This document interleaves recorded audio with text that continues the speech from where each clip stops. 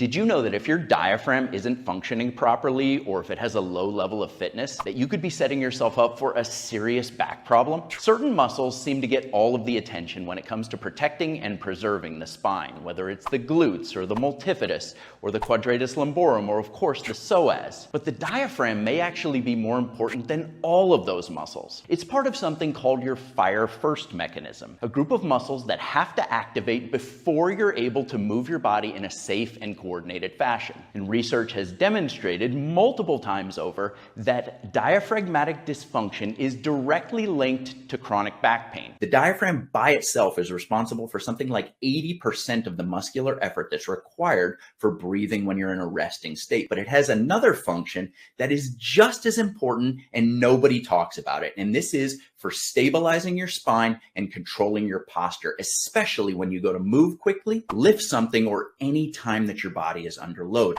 And this function of the diaphragm for stabilizing your body needs to be appreciated because it's part of what's called a fire first mechanism. And that means that this group of muscles, including the diaphragm, the pelvic floor, the transverse abdominis, and lumbar stabilizers, have to initiate in order for you to move your limbs in a coordinated fashion. Now, when the diaphragm doesn't function properly, it's been linked in multiple studies with back pain. This study from 2013 showed that people who had diaphragms that moved half as much were the same group of people that were suffering from chronic back pain. They also found that these people lost the ability to breathe properly as soon as you put them under load.